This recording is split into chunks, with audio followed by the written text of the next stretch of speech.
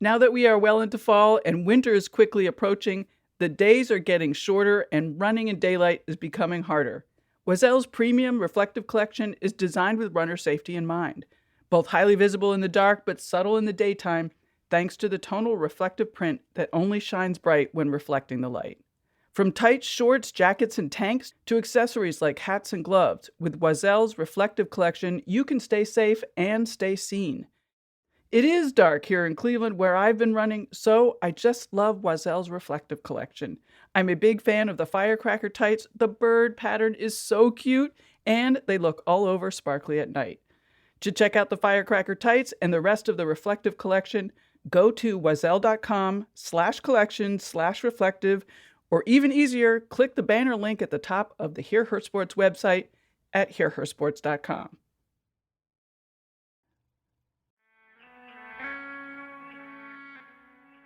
Welcome and a big hello to you. This is Hear Her Sports, and I'm your host and producer, Elizabeth Emery. We are still on our annual summer break, and again, I'm so happy to have this opportunity to share with you another terrific women's sporty podcast.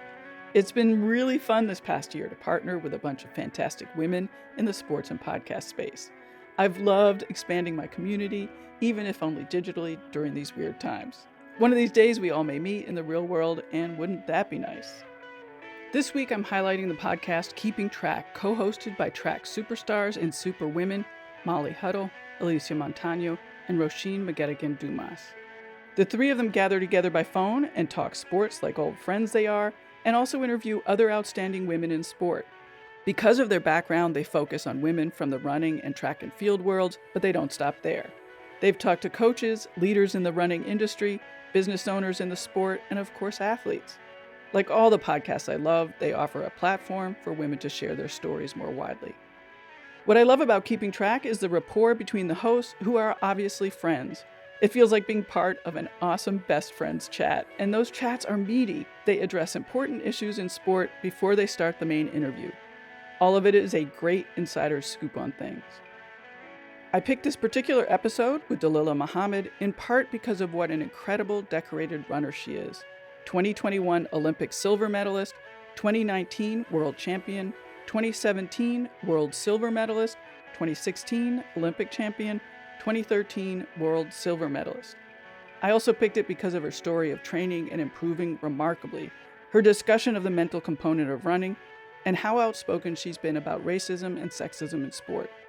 The conversation between the hosts prior is terrific at giving context to the time that this was recorded, about a year ago, media representation, marketability, and sponsorship, and an often unheard athlete perspective on the Olympics. Find all the Keeping Track episodes with transcripts and show notes on the website keeping-track.com. Be sure to subscribe to the podcast on your favorite player so you know when every new episode drops. And now, please enjoy this Keeping Track episode with Dalilah Muhammad.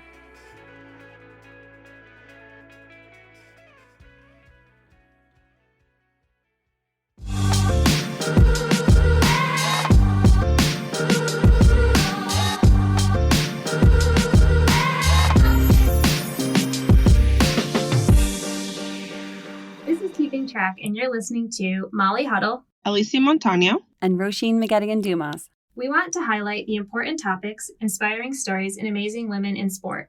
We're 3 Olympians from 2 countries, 2 moms, and 1 current pro coming together to talk about issues we're passionate about in the sports world. And we care about the current and future landscape of women's sports.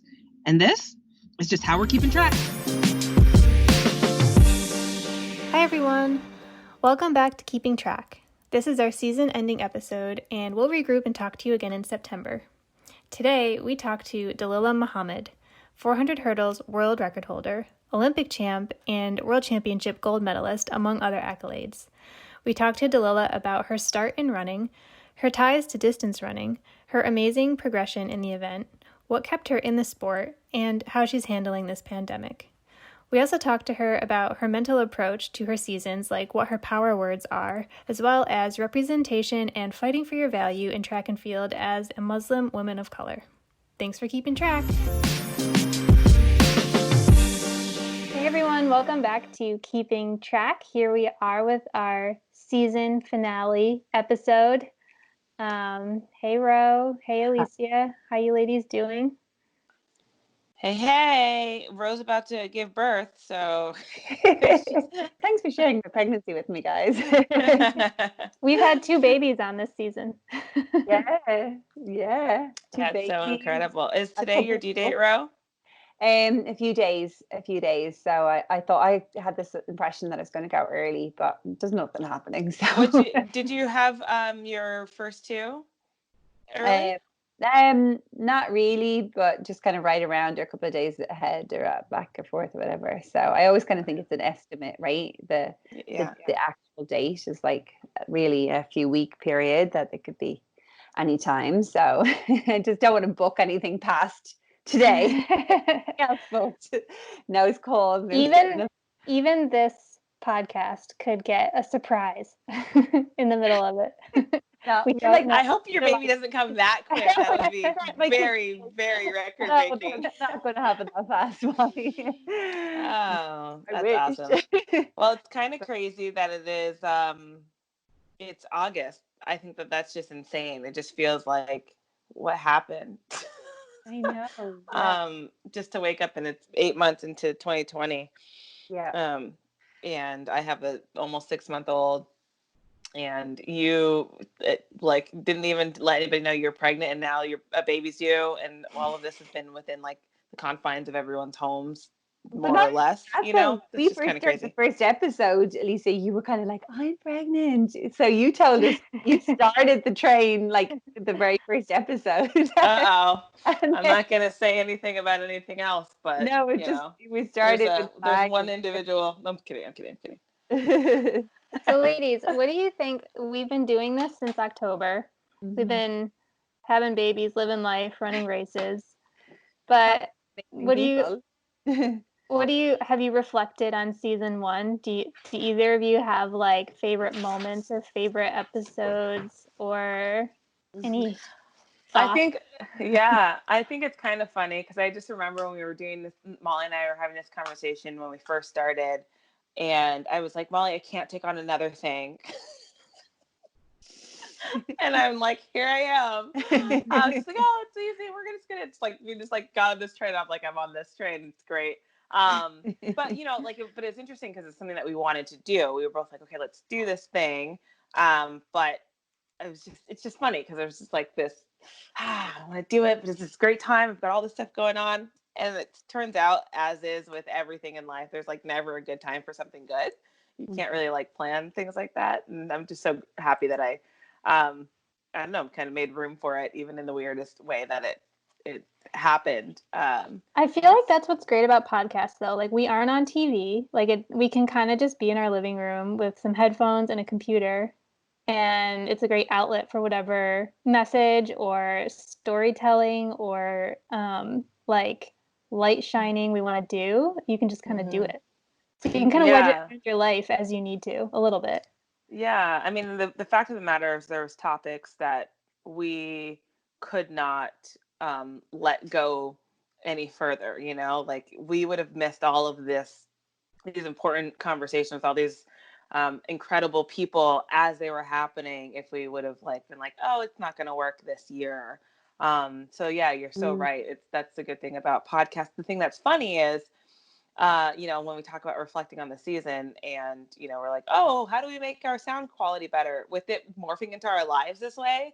It's not like we can actually do anything different besides have headphones and a computer. Never got any better. We were Yeah, like, next sorry week guys. We want to we're bring you gonna. guys, we want to bring you guys conversations that matter and that we think, you know, everybody needs to hear. And a lot of that is I just finished a run, I just gave birth, I'm about to give birth, I just wrote a book, I'm hosting a local race, and I'm putting my headphones on really quick to talk to you guys. So I Yeah. don't know, we'll see. If Yeah, only we were we'll professional work on that. podcasters. Yeah, Yeah. we'll work on that. Yeah. I think it's Anywho. amazing that like we, started with Nia Ali, world champion. We are finishing with Dalilah Muhammad, world champion.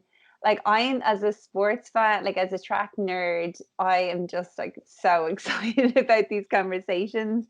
And yet there's like so much more than just the, oh, who ran fastest? There's like so much depth to everyone's story. And I'm really loving, having this platform to kind of explore some of these issues that haven't been represented or haven't gotten the discussion in the running world that I feel like they deserve. So it's just exciting for me personally. Yeah. What would you say your favorite episode was, Ro?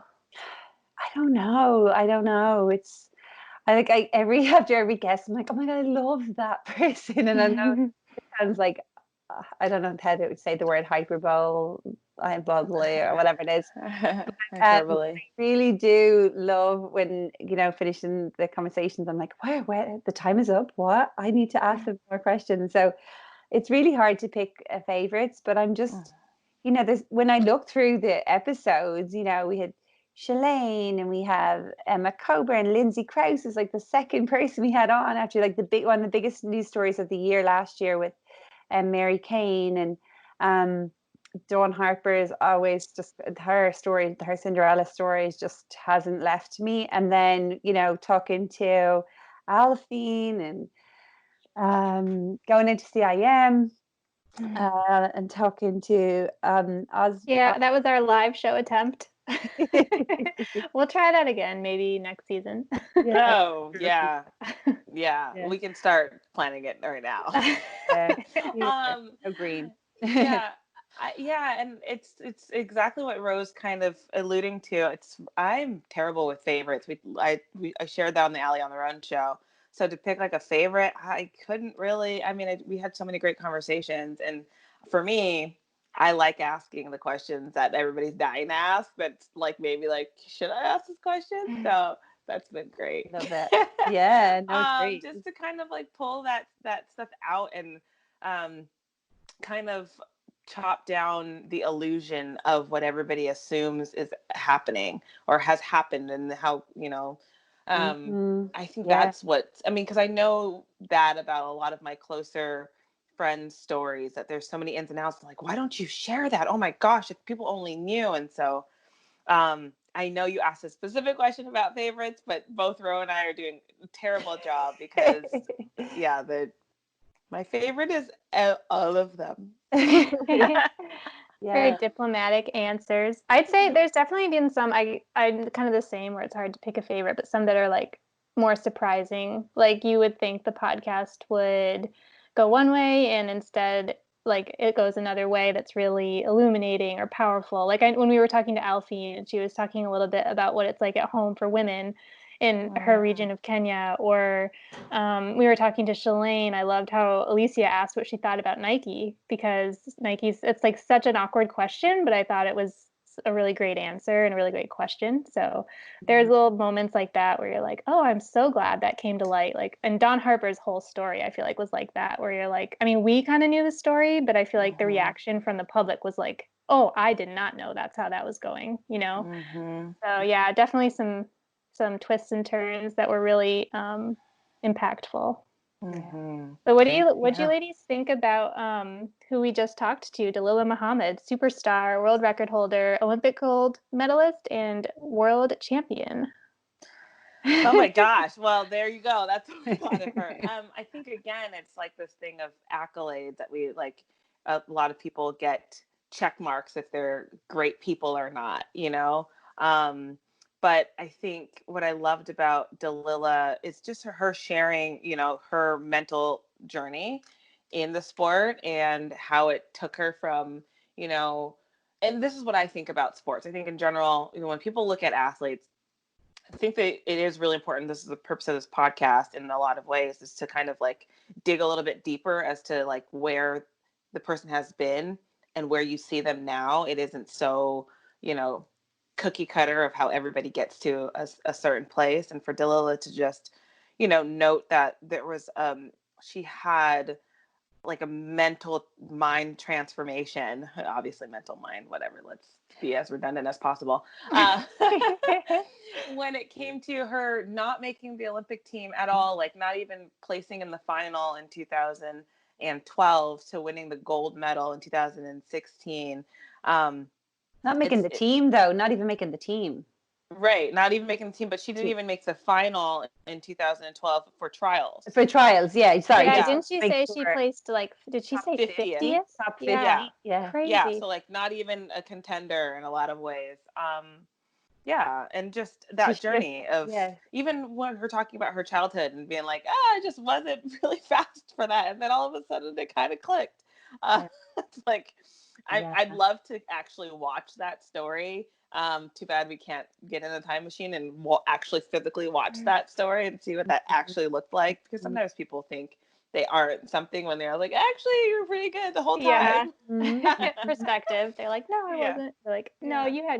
you had the sparkles of greatness in there. Yeah, and I'm still curious, like that she like could go from that like barely breaking top 50 at the trials and, no, and kind of actually signing something that said that she wasn't going to make the team, which is kind of a psychological kind of component of it that woke her up to the fact that wow, she wasn't going to make this team, and then to be able to transform in 4 years to not just make the team but become Olympic champion. It's like how like and what, the best ever in that yeah, event in the history of the world.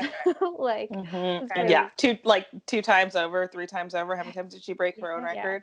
yeah. Yeah, so that's incredible. I want people to listen. There's so much more depth, especially with everything that people are recognizing has been happening in America for a really long time. And I don't want to give away the entire podcast, but I really, really appreciated Dalilah's time.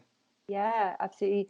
And even on that though, like we kind of talked about a little bit about why isn't she the superstar name that, she has all the accolades, she actually is a model, and like what else, what else is, why doesn't everyone know who she is? And we kind of explored a little bit about that, and I thought it was interesting. I don't know if you guys have watched Michael Phelps' The Weight of Gold yet, but Lolo Jones was featured on that again, and she talks about how she was kind of put in the spotlight and feels like she's kind of been kind of pushed aside now for Sydney McLaughlin. So these things that we kind of beat around a little bit on the podcast, talking to the Dawn or talking to Dalilah, they're actually really real and like very tangible, and like Lolo has benefited in some way. Like there is another factor that we kind of all see, but it's hard to articulate how it happens, why she's not getting the spotlight. So I think it was interesting for me to see Lolo kind of admit to that. What did you think of that, Molly? Yeah, I watched it too. She was very blunt with it, and it was interesting because, like we said, Lolo benefits from that too. But it's not even to do with the athlete. Like I would never hold it against the athlete who's getting held up. It's like we said, it's the system. It's the way that marketing is done around sports, around our Olympians. America. Yeah, it's the way NBC picks like 4 people and they're your Olympians for 20 years and they don't talk to anyone else. It's like, okay, Bodie Miller again, love the guy, but like, can we please talk to Dalilah? So, so that's kind of what we're trying to like bring to light. Yeah. And I haven't finished The Weight of Gold because 3 kids.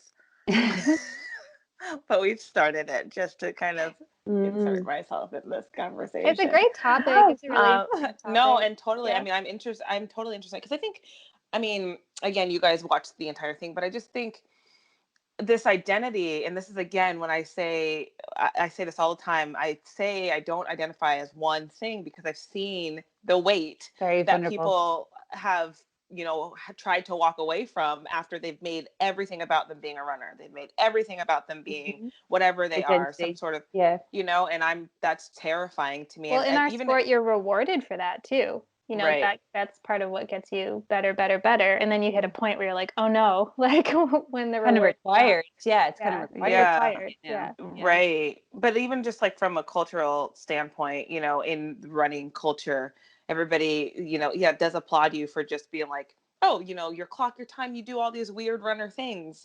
That's all you do, right?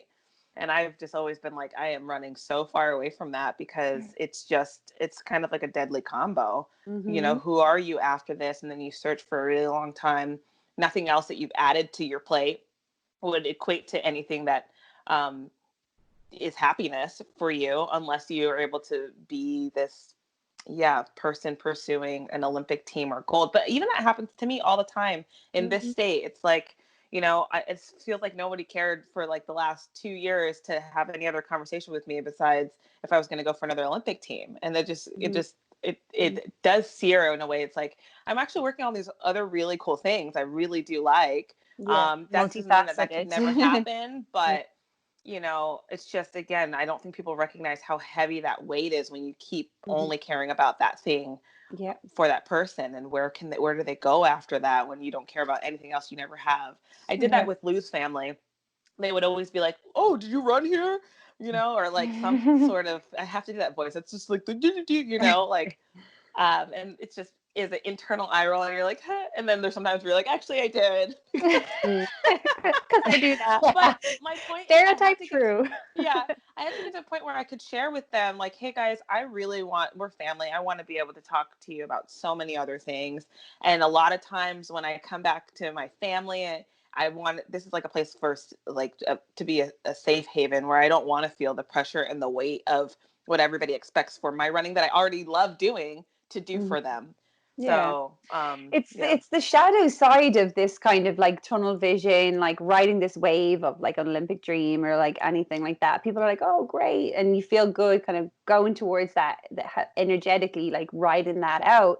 But the natural cycle, there is a crash of that, and I think people are not looking at that and recognizing that actually is part of the cycle. And when they talk about it in the documentary, that this is kind of like side effects of being an Olympian or successful Olympian, it's like, okay, if everyone knows that and they're still buying into it, there's a lot of things we can do to stop that crash being so scary for people, so vulnerable for people.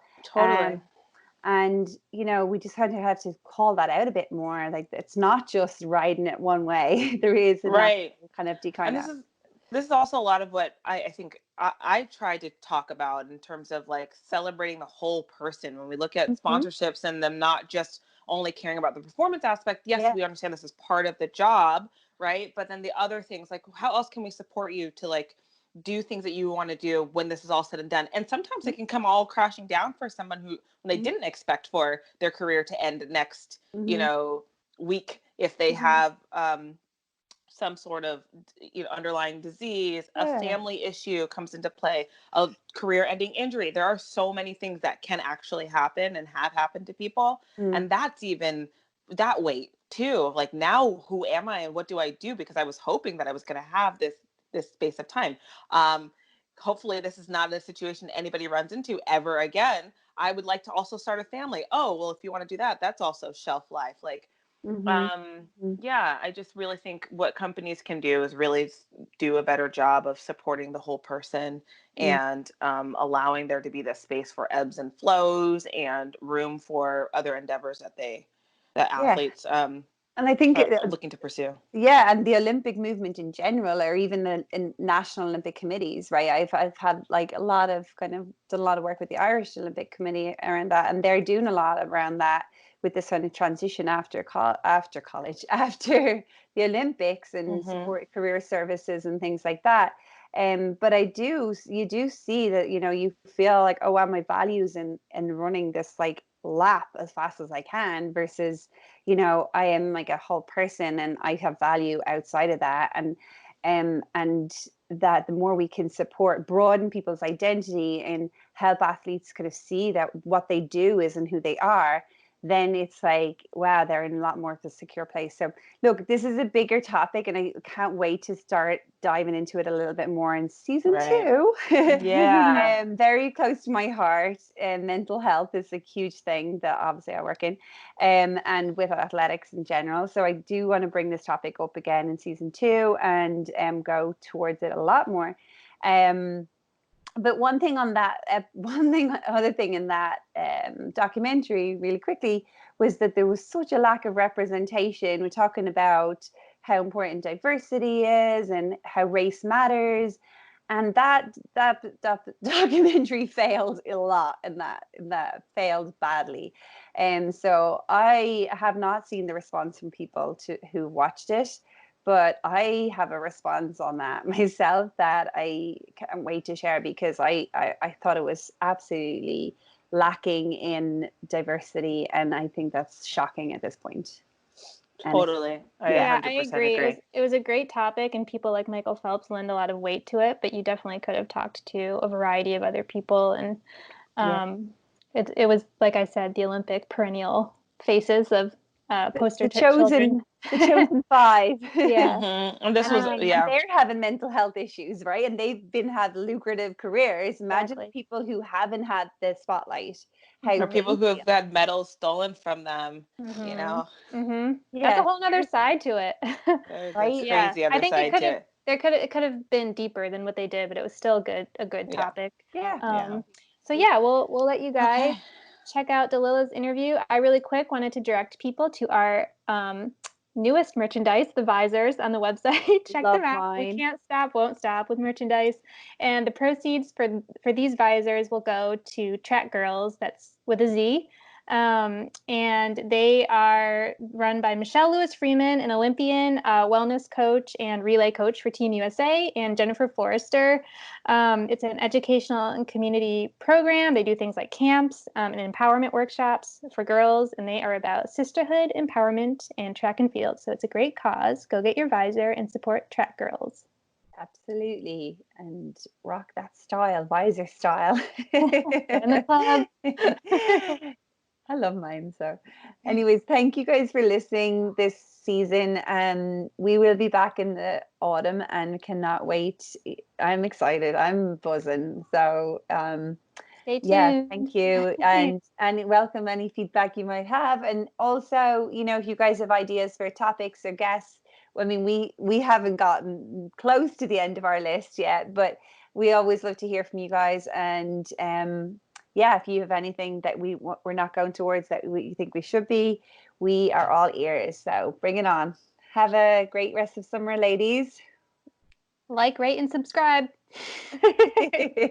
Thanks for keeping track. Thank you. Bye.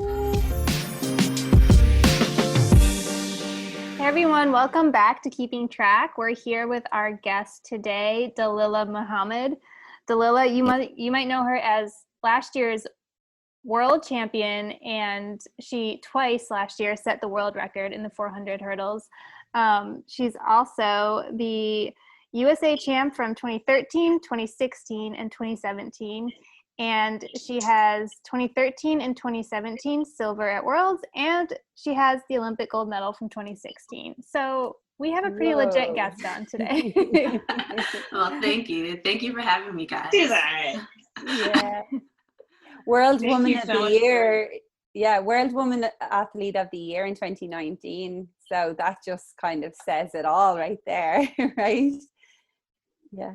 That's crazy. I think, I've been running for so long, and even when I got that, I'm like, how did I get here? Like, how did I end up in this position? So definitely was an amazing year. Definitely a lot of accomplishments made. It was a good year. Yeah. Let's talk about that. You just mentioned, you're not even sure how you got here. How did you get your start in the sport? Well, I started running when I was 7 years old, and my first coach, my club coach, he would see me running in the neighborhood, and he just would beg my mom. He begged my mom for months for me to join the track team. And one day she said yes. One day she took me down there, and I've been running ever since. So what were you training for when you were running, when you were younger? Were you just doing it for fun? Yeah, I was just doing it for fun. I just loved running. I loved racing. I was, just street races in the neighborhood. We race all the boys would win until I joined the track team, and then I was in last place. But because when I was younger, I did distance. So he kind of thought, I wasn't fast enough to kind of be a sprinter. So I did cross country, 15, 800, but really more 15 runner. Wow, I did not know that. Yeah. So, when did you find your crossover from distance to sprints? And what was the first sprint that you ended up doing? I remember one year, honestly, I just got a lot faster. That's literally what happened. I was slow, and then one year it just clicked for me, and all of a sudden I can sprint. And I did the 100 and 200 at JOs. Like I made it to like the JOs and the 1 and 2. I think I got 8th place though. So I made it to the final, but I got 8th in both of those races. But I think I was about 12 years old, like maybe 13. And I just never did distance again after that. You know, Wait, Nia, Dalilah, where did you grow up? I grew up in Queens, New York. Okay. Oh, Queens, baby. Flushing Hospital, that's where I was born. Oh, wow, I didn't know that. I didn't know that. Yeah. I don't get to claim it as hard because I, moved before grade school. So, got it. I didn't know that. I think it's so interesting. Yourself and Nia Ali both kind of ran good like distance times when you were kids. Like you guys are like obviously you could do any event. Yeah, so Nia, I always knew her actually growing up. I don't think we were ever like really friends or really met, but I definitely always knew of her because she was like a little bit older than me. And I definitely just watched her like, at Colgate games and at the Armory. So I think she didn't even really remember me, but when we got to USC, but I remembered her. For everyone that's wondering, JOs is Junior Olympics, by the way. So What is the qualification standards for Junior Olympics? Do you remember? Man. I do not. I think you just have to like maybe place in your region. Like maybe it's like a top 3 thing in your region. And then you can qualify. It could be even, I don't even know though. It's something regionals and then you can go to Junior Olympics.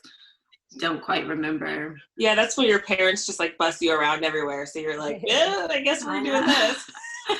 It was such a good time though, just taking those long bus rides. I remember we took one from New York to South Carolina, even North Dakota. Like we were traveling all over the place.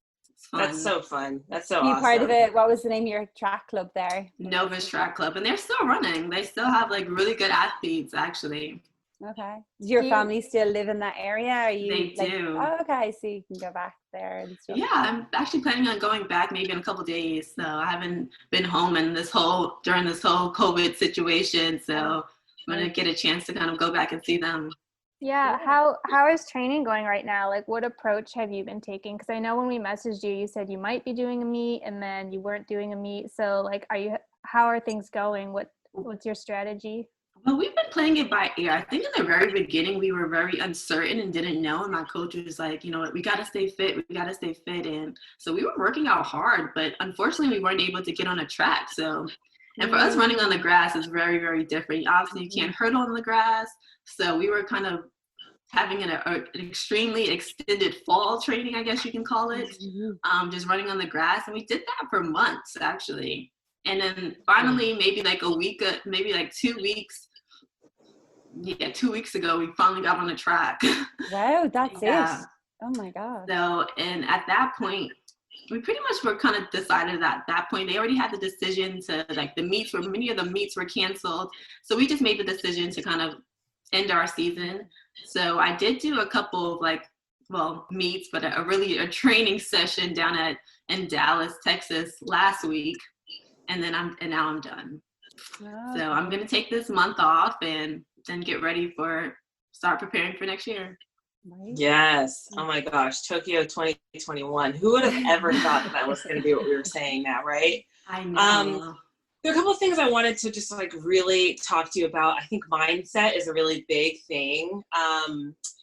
Especially speaking about the coronavirus and this huge curveball you had where you've got to now pivot something that you've been training for that already takes a lot of mind like melting. It takes a lot of energy from the mental capacity, mental side of things. How have you been able to just manage all of the mental side of your training, and then that pivot from the goal being now to now moving from a year before that? And then also, can you talk a little bit about your history from the mental side of things and how you got to be a world champion, an Olympic champion, and all of that, and how it plays into now? Yes, I can.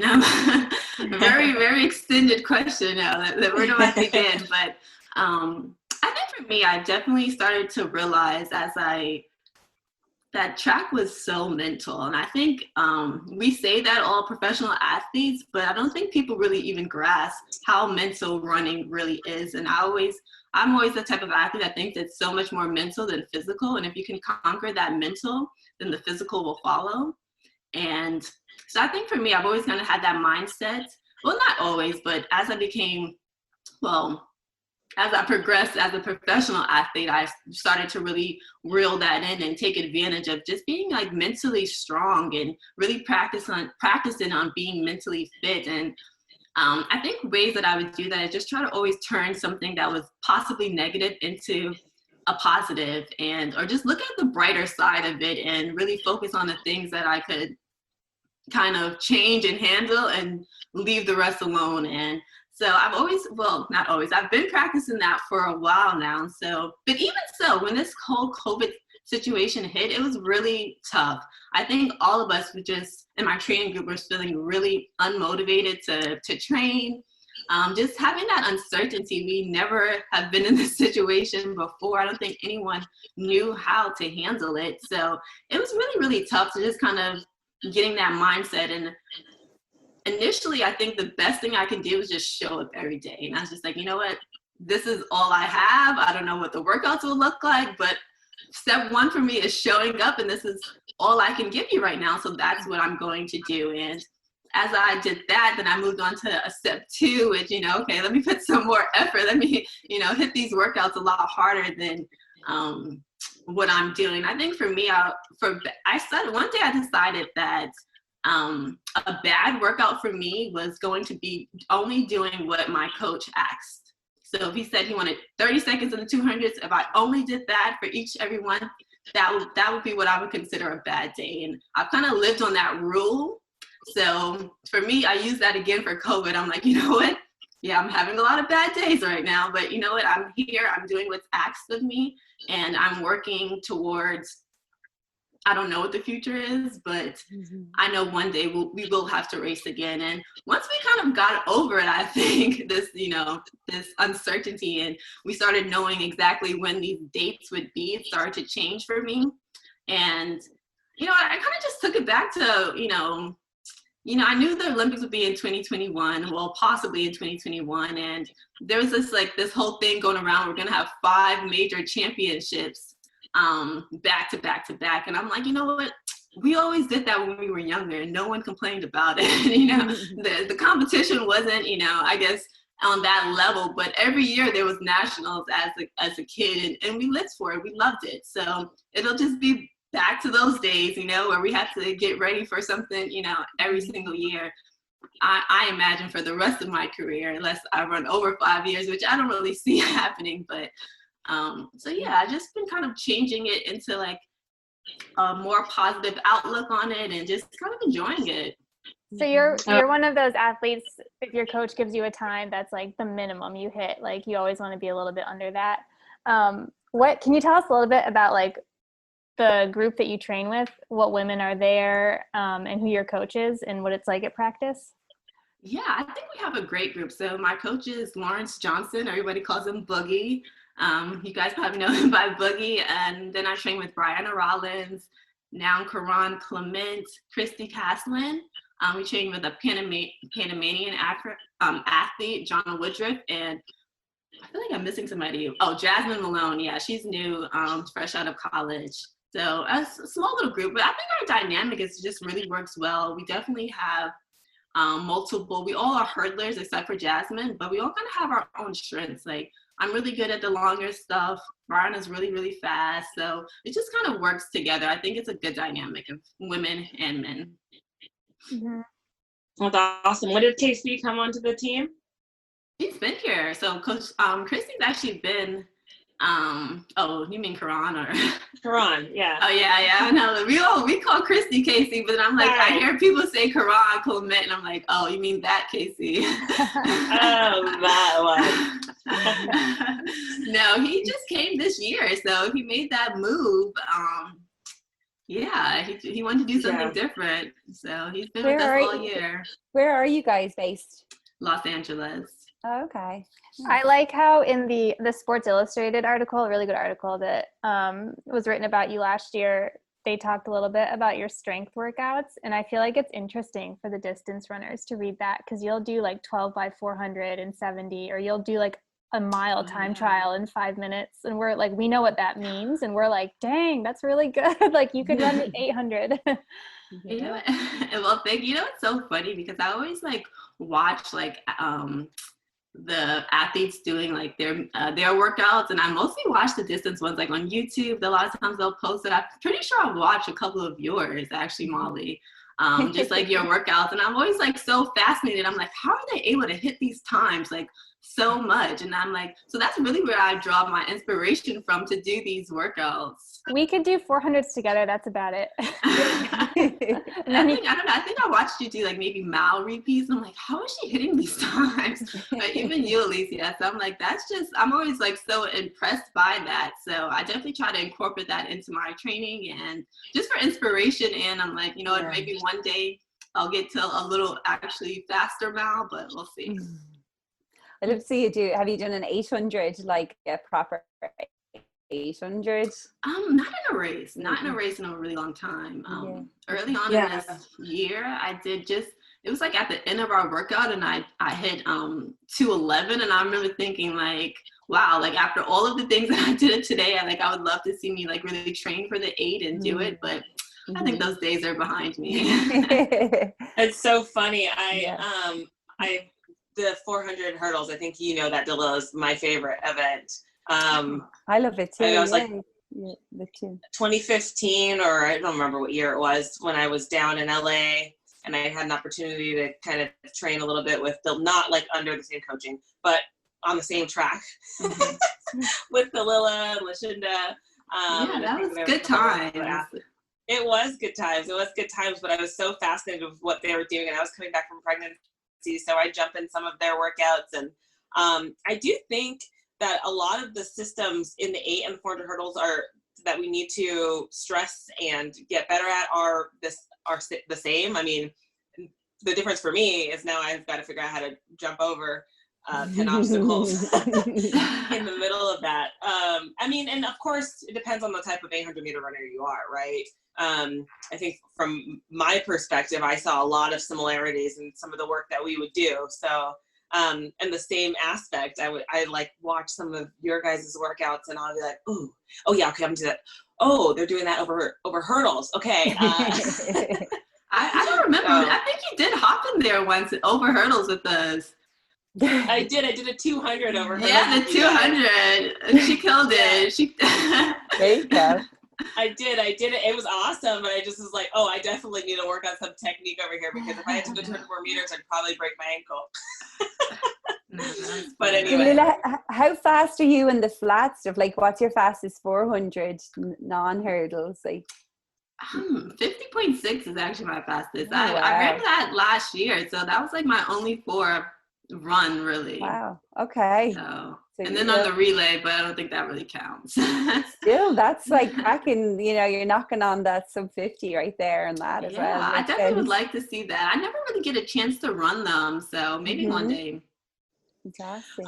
So Dalilah, when we talk about, like, right now we're just having like girl chat, I feel like, talking about running a little bit, but I want to just kind of get back to the mental aspect of things, because I think that there's something really important that talks about in just where we are right now in the world, people recognizing the importance of saving our mental capacity or doing our best to take care of our mental health.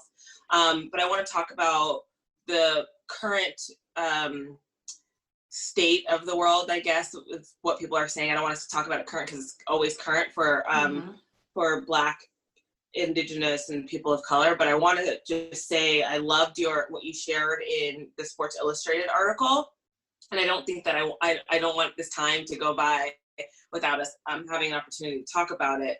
And I think there's something that ties into our mental capacity and our emotion, and the way that we can channel, things that we've gone through into something else. And I feel like I'm kind of projecting a little bit. So let me ask the question. My question to you is, one, can you share your Sports Illustrated story with us again? And then can you maybe tell us if there was any like emotional component to what you've gone through that also plays into how you pack that into your mental work as an athlete? Yeah, I think, well, the Sports Illustrated, are you referring to like, the one back off the what is it, black off the track? Yes, I'm sorry. Dalilah's been in Sports Illustrated multiple times. I mean the most recent one, black off the track story that you shared. Yeah, about having to win. Like your only option is winning. We'll link that too for anyone wanting to read it. It was really good. Yeah. So I think, I think as well, especially as a Black athlete, I think you always kind of, it's like this undertone to not to running, but to anything that you do. And it's always something that you kind of want to not be the case. You kind of feel it like, and what I'm talking about is, I think Rye said it best. And when he was just like, it always feels like you have to do more to receive less. Like you have to be twice as good to receive half as much. I don't know the exact phrasing that he used, but it was something on that level. And I think that's something we kind of feel as, for me, I felt that as a professional athlete, but it was always something that I kind of wanted to not be the case. It was just like, maybe I don't know, maybe this is not really the case. Maybe I'm just kind of overlooking it, or maybe I'm not seeing things clearly. And I think for me this year, especially, it became very apparent that that was 100% the case. And I'm saying that because I think, not to like tweak my own horn, but I've kind of checked all the boxes as a professional athlete. And when you've kind of checked all the boxes as a professional athlete and you're still coming up short, and you're in meetings with other people, or when it comes to doing deals, and it's like they're looking at you and they have absolutely nothing to say other than no, like, and there's no explanation given. So when you're and I've been put into that situation so many times, but before it was always like, oh, well, you're kind of okay. You're kind of just almost there. It was like kind of that kind of discussion that was being told, but it was like when I was there, it was still like, no, but with no explanation given. You talking about like sponsorships and opportunities like sponsorships, and just on like major brand deals, or like just in that type of world with in the sports. And on the track and field side, I think it was just more like the exposure that I was being given, or I guess the recognition, to be quite honest. Yeah, we've done a few episodes, I guess, dealing with representation. And I feel like for someone who's set the world record, has an Olympic gold medal, has a world championship gold medal, has other medals, like you should be like on the Wheaties box. You should have 10 contracts. You should be on the cover of magazines. And I feel like we have to ask the question of like, why are some people there and some people with the resume aren't there? Yeah. So a lot of it, I think, just in track and field in general, I think as you age in the sport, you're actually not very protected at all, no matter what your race is. And that's certainly an issue that needs to be changed, and it needs to be addressed. We shouldn't see patriarchy. Yeah, absolutely. So that is another issue. But, and I think so for me, that sense of this not having that exposure that a lot of people thought that I was deserving of, it just became more apparent to me of the racial aspect of it. And so, and then like the story that I told in Sports Illustrated was, about a moment before my finals, and I haven't said his name up until here, so I guess I'll just keep it that way. But he's just like, he says to me, someone that I'm very close to, says to me that, you have to win this. And it was just kind of like put into like, perspective, all the fears that I already felt, being like, you're validated in feeling the way that you feel. And it just bothered me truly, because I think, we all just kind of accepted, and it wasn't a lot. And I think people want to fight it. I think a lot of people just don't know how. We all have our own reasons as to why, our personal reasons as to why we may stay silent and about these issues. And that moment for me is like, I wanted that person to fight for me too. But at the same time, I know he has his own reasons as to why he can't, and he just has to follow these rules that are given to him. And that's literally the end of it. And it just was one of those moments. Well, one, you don't want to hear that before you're about to run a final. It's actually quite threatening to hear, right? It's like do or die kind of thing. And a lot of people actually crumble under that pressure. But like, thankfully you. Right. Yeah, And I think what Dalilah, what you're rise to that? describing, what I'm hearing is it's like a fight or flight, right? Yes. In most instances, if somebody throws something like that at you right before you're racing a very important race that is do or die, it is something that ultimately can crush your spirit. It's something that can pull the energy out of your body. Yeah. But in your life instance, it is truly do or die. It is like by way of, the means of your upward mobility, of what you're going to be able to afford should you win or lose this race. And I think something I'm going to just say, and you can correct me if I'm wrong, Dalilah, I think one of the hard things about being a Black athlete is, again, people suspecting you're pulling a race card for certain reasons, or not getting what you deserve. Dalilah, you're facing racial injustice as a Black athlete. You are facing colorism as a dark Black athlete. You are facing ageism as an athlete that is not freshly out of college. Do you mind if I ask Say how my old age? exactly you No, are? of course. Yeah. I'm 30. Yeah. So now you're on the up. You're not the 20s, which ultimately for our men, it's like, woo, we can celebrate them until they are 40 and beyond, But for our women, the patriarchy that is up against us is so much validated by the way that we look and what presents as marketable on, again, we talked about this in our Runner's World article, marketable by whom wants to have us pasted on their wall.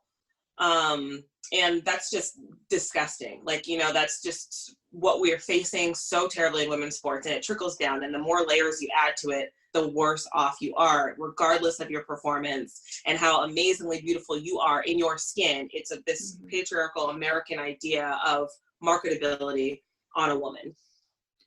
And I'm saying that because I feel like we need to continue to lift each other up. I want to be able to lift you up in that. And I can sense we skip around telling those pieces of our story and saying oh, well, for everybody that's listening, Dalilah is, we talked about her accolades. She's in the 400 hurdles. She is one of the most Black athletes, in terms of the spectrum of shade there. And in America, we tend to glorify the lighter people are. And this is nothing to say with anybody else's performances, but from what I've watched in Dalilah racing and continuously putting herself in a position to win and to press forward, it does appear as if America is really wanting a version of her that is more like the American-esque dream, which is wider. And so, correct me if I'm wrong. It kind of is similar to the Dawn Harper, Nelson, Lolo Jones dichotomy with, you have Sydney McLaughlin right on your heels, Dalilah, but Dalilah has the world record and she has the gold, 2 golds.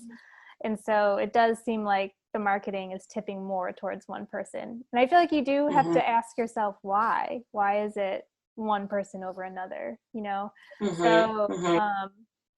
like we always say, you want it to be a meritocracy in sports, and sometimes it just doesn't look that way, and you have to ask who's in charge and why. So I feel like Dalilah, have you ever thought about that? And do you feel that as far as where the attention flows sometimes? I mean, of course, it's 100% obvious, I think, where the attention flows, and that's a given. I don't think there's any discrepancy. Anybody would say anything different. Me and Dawn are actually really close, and just hearing her story, I'm like, this is literally the same story that's being told. And and we have so many similarities, and it's just one of those situations where you're like, how is this able to, year after year, to continually be the story, to continually be the case, and it feels like no one's doing anything about it. And we can only do so much as athletes to try to make that change. I think for me, that's been my motivation this year. What I've been fighting so hard for, when you talk about this idea of fight or flight, is that's the option that was given. That's the only option that's been given. So you either show up and you do it, or you don't. And and then this is the next girl's problem, because there will be another after me. And it'll be the same situation. So how can we make this change? So I'm thankful. I think I've said this in Sports Illustrated too, to just kind of see this change kind of taking place of women just wanting to empower other women and other people noticing it, athletes speaking out on it and trying to make change. But yeah, I think it shouldn't be the case. And I think too often we see that being the case for Black athletes. We saw it with Dawn. I think Alicia, you have felt it as well, and especially just feeling like you have to be the best or you're forgotten about. And sometimes, like, I want to make a point too, because you mentioned something about people kind of playing this like Black card and like things like that. And I don't want to put out the website, but there's like a major track platform, let's just say. And I remember just after I broke the world record, them following me on Instagram. And I know that's like whatever, they can follow who they want to follow, but I just kind of had that thought like, wow, I was the first American to win the Olympic gold in Rio. I've been on the top of the 400-meter hurdle since then, and now you're following me. So it took a world record for you to follow me, or for you to even notice me. So I think it's like things like that where you're like, no, I'm not crazy. Like, this is not something that's in my head or a Black card that I'm trying to play. Absolutely. That's right. Yeah. And for people that are listening, just to understand, what we are talking about is for athletes having this conversation. The reason we talk so much about our visibility is because that ultimately it takes care of our finances. It takes care of how we're able to live. This is our 9 to 5 plus some hours. I think people don't recognize that this is our office. This is our work. This is what we are paid to do. And ultimately we're not, we don't get in our cars and we don't drive into to a cubicle or anything like that. This is our cubicle, and this is what we need in order for us to thrive. This is our promotion. And the barrier that's placed up against us that's not allowing us to be promoted is only based on our appearance and not on our work, which every other job will get promoted based on the work that they present. That's a really good point. Sorry, go ahead. No, I was just going to say, yeah, absolutely. It's like, I always see people like, oh, well, women can get promoted on other things. And it's like, yes, this is true. But when you should also, like, being at the top of your sport should be like a no-brainer. It's like, how would you feel being at the top of your job and being told, like, for number one, you make a lot less than the person that's, spots down from you. Like, so it's just, it's crazy. Well, not to mention who's watching too. Like, you're a representative, like at the very top of, being a Black woman, a Black athlete. You're also a Muslim woman and a Muslim athlete. And for people to see that, like, it's important for other people like you to see that and see your success and be encouraged by it, because you don't see it. I mean, I know you don't want to like lead with that, but it is a part of you as an athlete. And you don't see a lot of, I feel like, Muslim athletes at your level, certainly. And so it's important to put you more in the forefront, I feel like.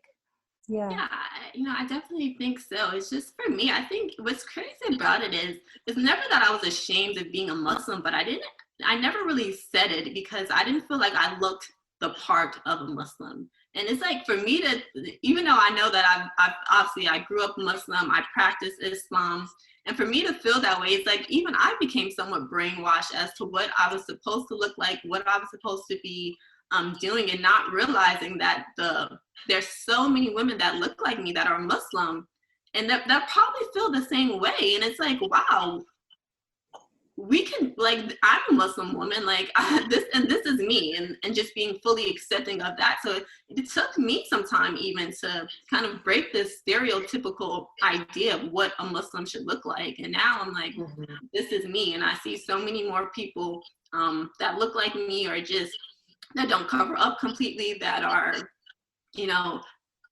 thriving.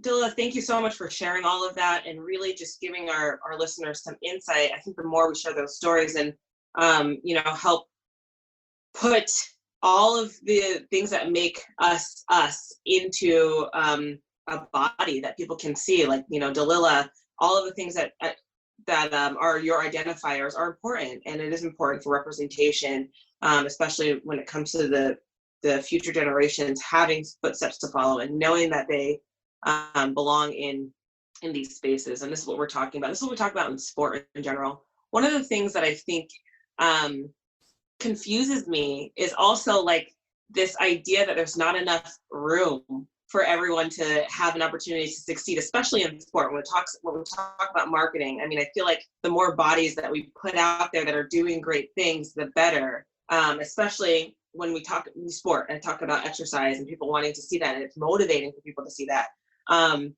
It just is it's absolutely confusing. Do you see yourself stepping up against competition, obviously being the beast that you are, but afterwards being able to encourage and uplift your competitors? Or do you feel that, you know, the environment just gets so sticky and stale because of, you know, how we are pitted up against each other?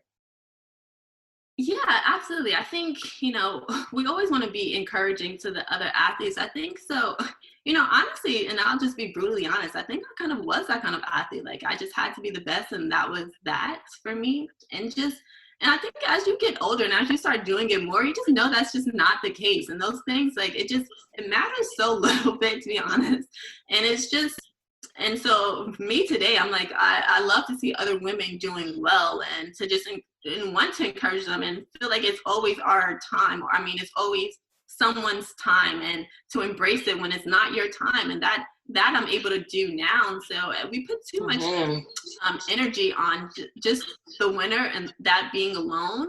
Obviously you want the winner to be recognized and celebrated, but we have to celebrate all the women that are working so hard, because honestly, I think you all know how hard it is to run track and field, to come to do something that literally hurts and do it every single day. Yeah. And I think you're so right about that. As you get older, you kind of see a little different. It doesn't mean that I think there's this, people think that it's one or the other. It doesn't mean that you can't also be competitive and you know, want to win and rip heads off, but it doesn't also mean that you can also, you know, be like, that was a great job, good job, you did that, instead of like, oh, you know, it wasn't me, like you suck. Well, I never felt like that. Still suck. No, I know, but I feel like that's like the environment that it's like either or. You can't be competitive and uplift women at the same time. And I feel like you need to see almost how it's done. Like, I remember coming out of school and being like, oh, I like how she's like this. Like, I'd look at someone and I'd notice that. I'd be like, oh, this girl, like, she can do, like, be a killer on the track, off the track. She can be your friend. Like, I like that. Like, I remember being like totally, that's how you do that. And then I feel like it's harder. Like, I feel like now you see it more publicly, and like you see it on social media with some of the women's groups. But before, I feel like it was something you had to figure out. You had to be like, well, I don't want to do this alone. So like, how do we do this together? Yeah, and it's almost fed to you. I remember, you know, my coach, who I love, but he would just be like, there can only be one queen bee. And I'd be like, no, I really want queen partners. I really need more in the hive. I really do. Anyway, Dalilah, can I ask a track geek question? I just want to jump in before we run out of time, if that's okay. Your race last year, well, a couple of races last year where you broke the world record, and then to put it together again at the World Championships in Doha, pull off the win with the world record, even with that kind of threat in your ear of like, you have to do this or else. Talk about like, was that like a perfect race for you? Like, how do you come out of that and go, yeah, you know, there's still room for improvement there, like that, you know, like in theory, I mean, the 400 hurdles last year, men and women's, was just lit. It was amazing. It was so fun as a spectator to watch, and it really took off as an event in 2019. And curious, like, how do you build from that? Like, can you see flaws in that race? Can you like still want to run faster after that? Yeah, it's you know what? I'm gonna give like the worst answer, because the truth is I don't know. And I think you know, I think 51 is definitely possible. I've said that before, and I feel like I've run that time at practice, like just being at that speed or being where I need to be at, more so than that race at the 8th hurdle to run 51 seconds. So I feel like I've done it like multiple times, kind of at practice. And so, but when you do it at race day, it's completely different, because there's so many other factors, and you're competing now, and you're trying to win more so than you're trying to run a time. So There was one flaw in the race two flaws for sure. The start wasn't really good. I had the slowest reaction in the entire field. So that's some time right there. And I had to reach for the 8th hurdle, which I wasn't really expecting, because on that track especially, like, it's kind of almost perfect for the 400 hurdles on the Doha track. In terms of just the turns that, like, we'll find as a 400 hurdle, you start to notice just when the turns are slightly different, if they're slightly wider, slightly more narrow. And I think that one is honestly pretty perfect for me. So I think I was expecting to be like right on, but I had to kind of reach for that hurdle. So if I didn't have to reach, I feel like that could be some improvement there. But I really don't know. I think, I'm just hoping my coach has the answers and following his lead. Brilliant. And I watched an interview you did where you said that your word for the year was compete. And we talk about, like, when you look at the root of the word compete, it means like come together to seek. That's actually what it means. So I don't even know if you know that, or you probably do, but it's something about like the rivalry with Sydney. Like, do you feel like that, even though you guys are rivals, that it does kind of help you kind of get to another level? Like, does it feed your own kind of drive and in a performance boosting way, or you're already doing it anyways? Like, you guys are gonna think I think people always think I'm crazy, and I don't tell people this, but like I like envision the entire year, like how it's gonna play out, like what can go wrong, what can do this, and that's how I come up with those words. And that's like something like I kind of always been in my life, that been that type of person, kind of just follows like that energy and that path that just drives me forward.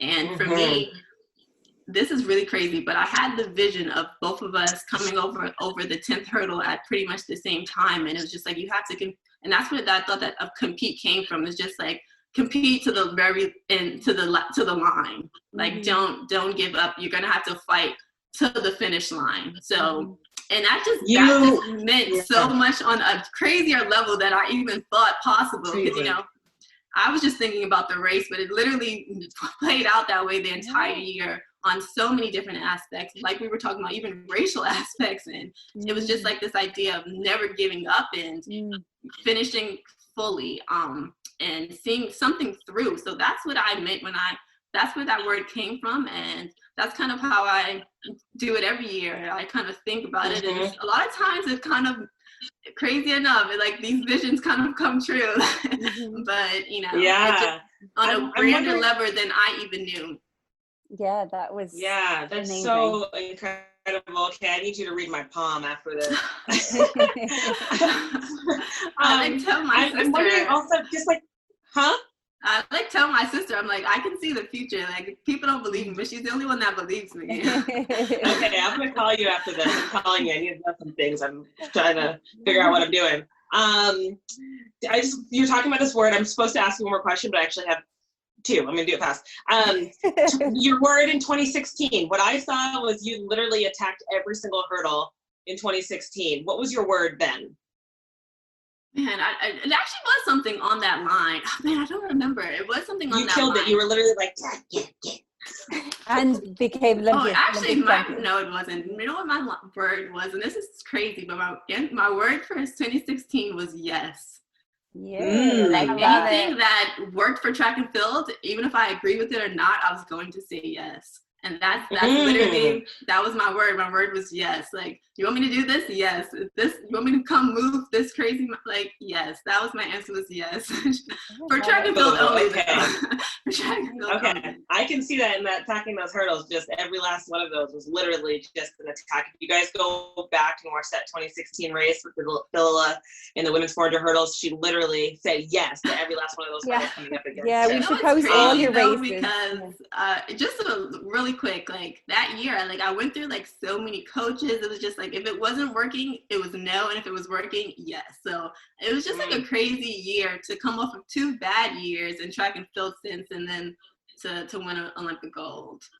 And that just sounds like a dream come true, to be Olympic champion, world record holder. Like, the expectation would be that, like, you're set, you're like a legend now, like you are anyways. But I'm just like, what the reality when I hear you're like, oh, and I'm still getting no from contracts and sponsorship opportunities. It's just like, that can't be the reality. And are you saying that even after all of that, it is still a reality that, you know, you're not getting the platform and the visibility that like anyone should have with your success?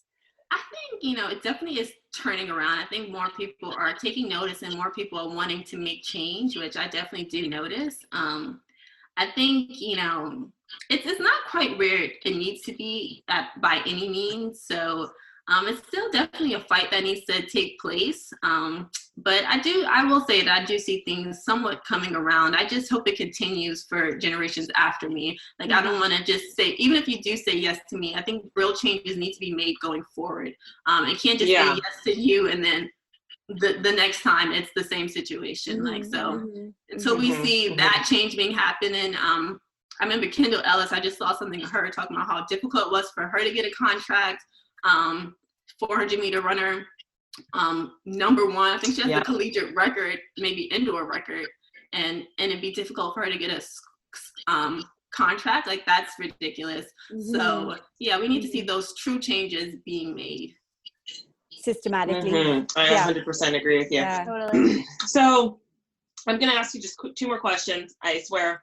We love doing this like rapid at the end. No, I have a few I'll call more. you after.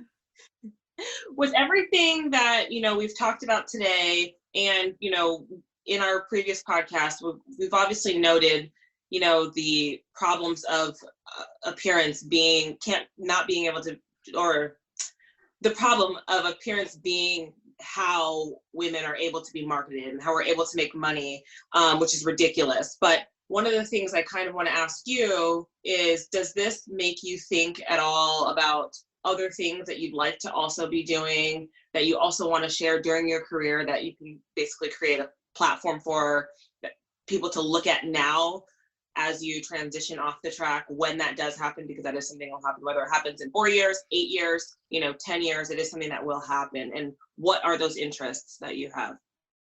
I mean, right now it's definitely I don't even know if it's racial. I don't even know what word to use to describe it. I definitely want to put my voice. I think my main goal right now is to just put my voice out there more, and to have my story be told. I think that we have this idea that if you're on top, like, everything is perfect and your life must be great, and that's just so not the case. And just talking to other athletes, men and women, I see that. I'm like, what? I thought you had this crazy contract or whatever, maybe not even referring to their contracts, but, and then just being like, they're looking at me like, no, did you really think that? I'm like, yeah, because you're, 3 times world champion, like, and and so I think we have to get over that perception of like what we think and stop.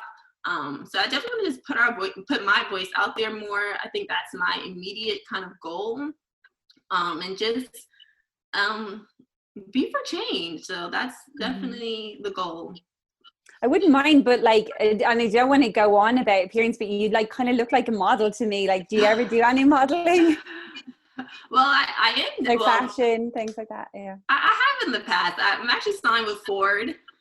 So some things should be coming up with that, so that's exciting. Definitely a new change in life. I'll be heading to New York like in a week or so, and do some things with them. So that'll be fun. Good. Minor detail. Minor detail.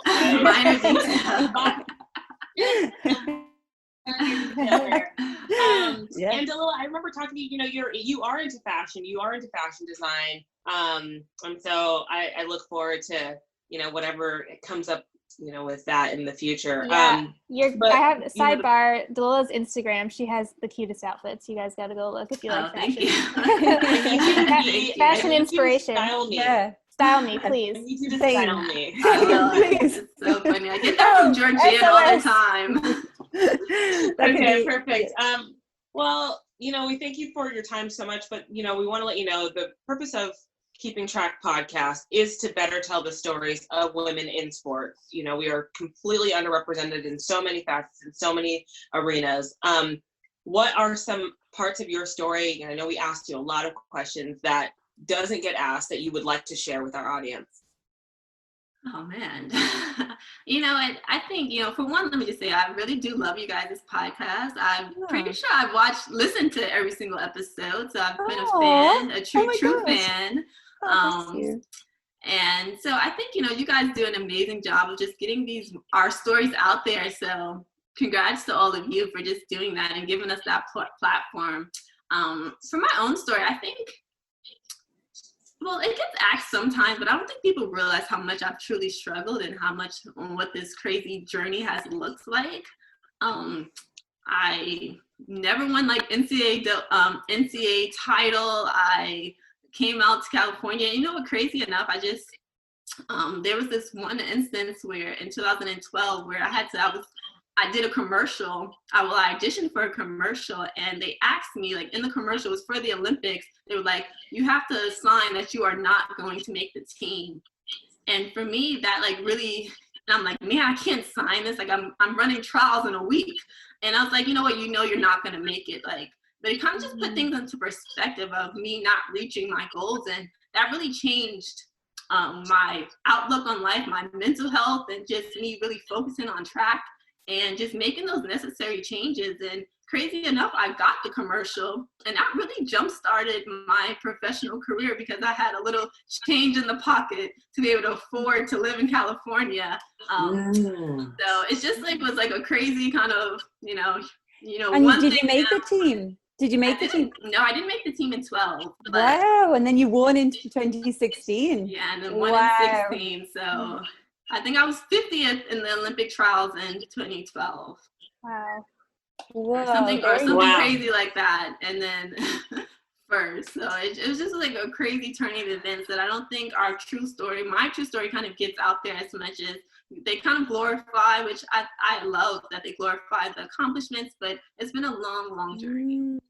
Mm-hmm. I don't know, what was it like, you talk about your mental approach to like 2012 or like kind of knowing, okay, where I'm at, and then being able to like grow so much in 4 years that you're able to take the Olympic title, not just like make the team and be like, oh, I had to learn how to do this, and like you actually took it and like took the win as well.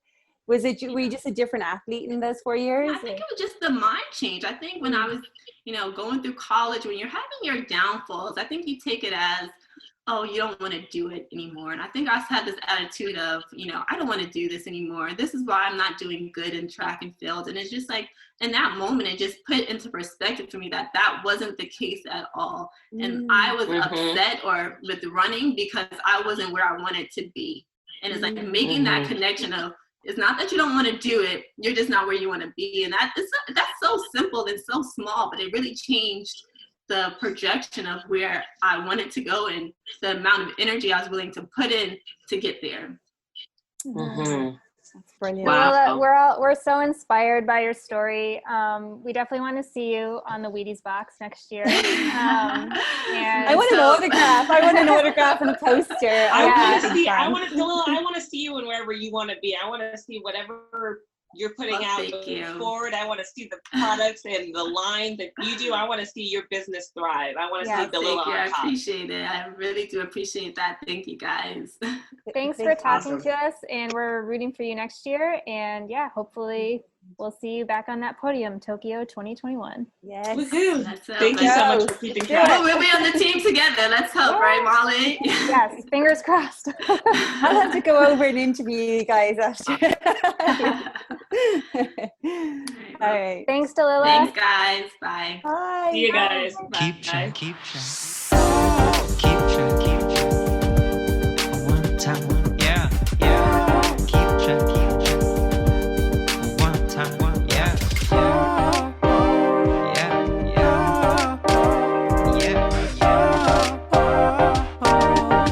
track. You already know what keep track. Keep track. One time. Yeah. Keep track. One time. Yeah.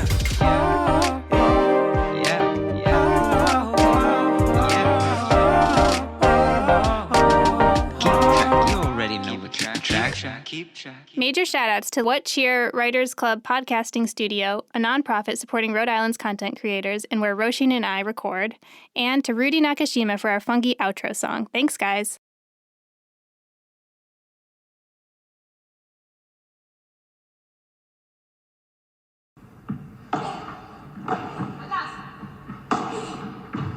Hey there, and welcome to the Joy of Paddle podcast, hosted by me, Minter Dial, a veteran of the paddle tennis world, and sponsored by Paddle 1969.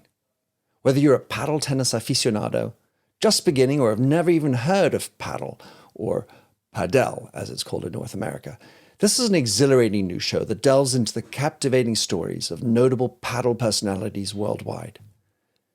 In its inaugural season, you'll be treated to exclusive anecdotes, valuable tips, life lessons, and humorous moments shared by esteemed professional paddle players, industry insiders, and passionate paddle enthusiasts. With each season aligning with the Pro Tour, you can anticipate 2 engaging episodes per month. The Joy of Paddle podcast is part of the Evergreen Podcast Network, where you can find other great shows in a number of categories, such as sports, health and wellness, true crime, and fiction. To find out more about Evergreen Podcasts, go to www.evergreenpodcast.com. Vamos!